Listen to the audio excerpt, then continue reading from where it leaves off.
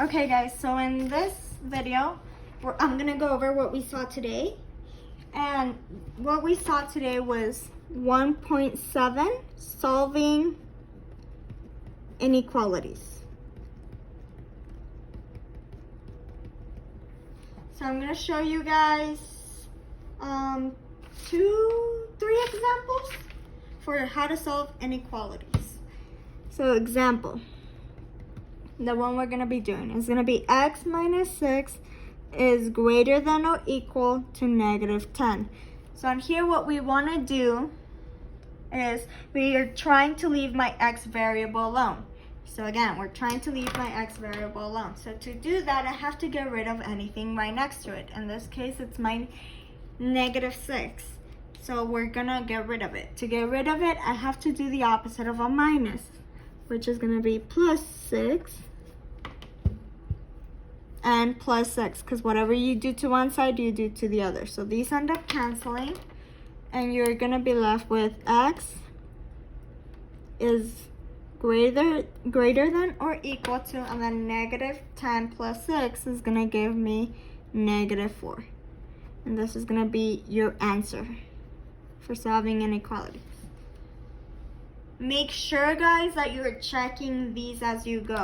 So to check this one, all I have to do, so check, is I'm going to replace every time I see an x with the answer we got. So to check, you use the original equation they gave you, which was x minus 6 is greater than or equal to negative 10. And I'm going to replace my x with the answer that we got. On here, since we have a less than or we have a greater than or equal to negative 4, we can use negative 4 because it's equal to it, or any number that is greater than negative 4. So in here, I'm just going to use negative 4, so negative 4 right there. So every time I see an x value, so this one, for example, I'm going to replace it with negative 4. So it's going to be negative 4 instead of that x. Minus 6 is greater than or equal to 10. So right here we have negative 4 minus 6 is going to give me negative 10. Negative 10 is greater than or equal to negative 10. That is true because it can be equal to it. So we put a little check mark. And when you graph it, if you wanted to graph it, it would look like this. So let me, on a number line, so it's going to be 0, negative 1, negative 2, negative 3, negative 4. So on here, on a number line, if you were graphing this one, what you would be doing is you would go to negative 4. And since it has that equal sign, we're going to do a closed circle.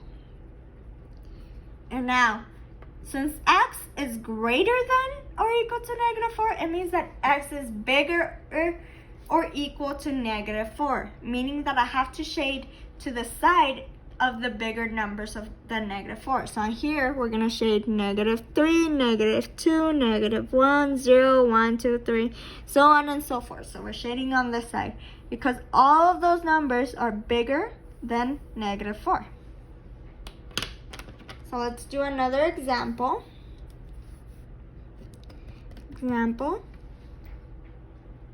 So in this example, we're going to do 1/4 is greater than y minus 1/4. Notice on this one, there's no equal sign.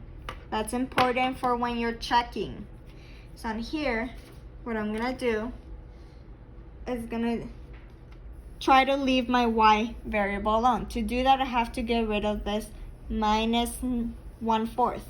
So the opposite of a minus is going to be a plus. So plus 1/4 plus 1/4.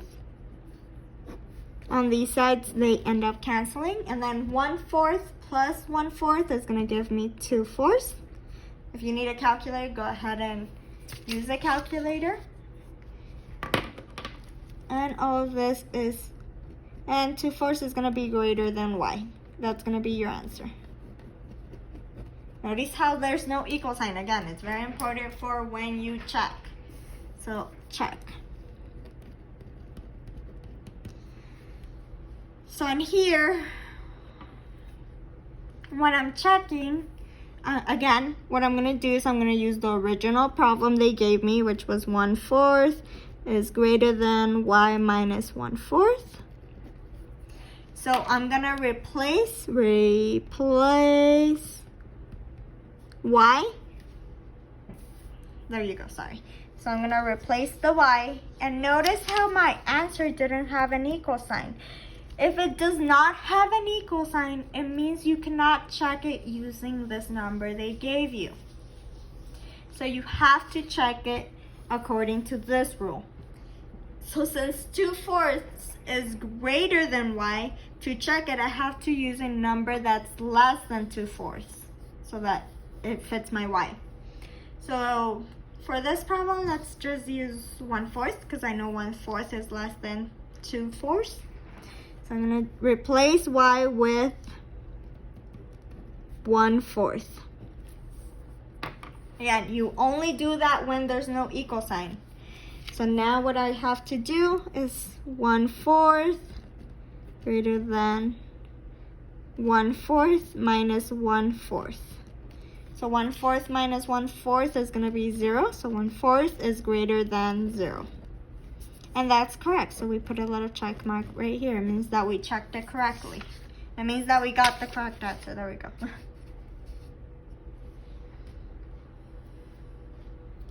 And if you want to graph this one the way you would graph it, so let me do a small graphing right here.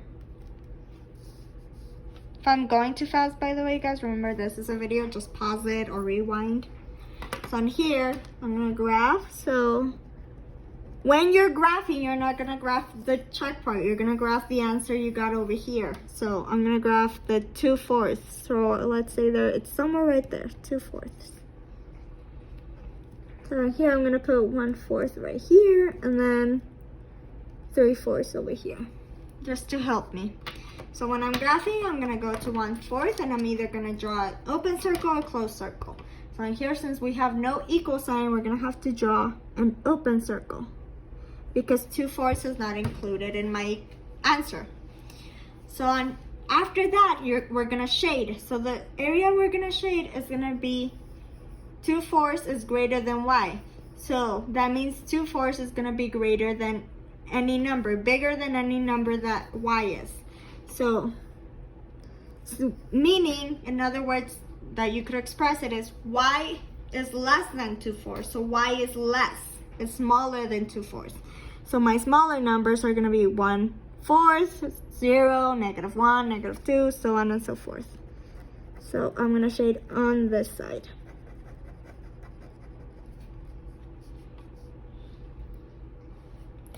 And let's do one last example. So example. This one, guys, is going to be if you ever have a negative. If you ever have when you're moving around solving for it, if you ever have a negative, it's going to change your answer a lot. So pay attention to this problem. It's going to be x divided by -8 is greater than -5.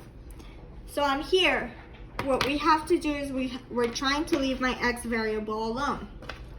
So to do that, I have to get rid of this divided by -9. The opposite of divided is multiply, so I'm going to have to multiply by -8. And these are going to cancel out. But whatever you do to one side, you do to the other, sometimes -8 on this side as well.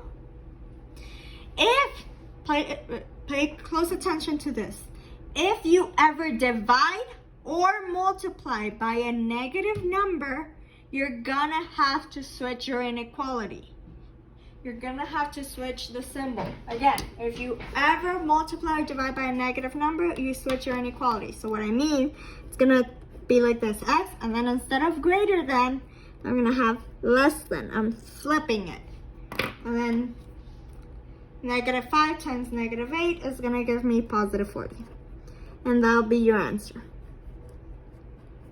And again, you can check this one like I did the other ones. And here, I'll graph it really quick. So 0, let's say 40 is right here.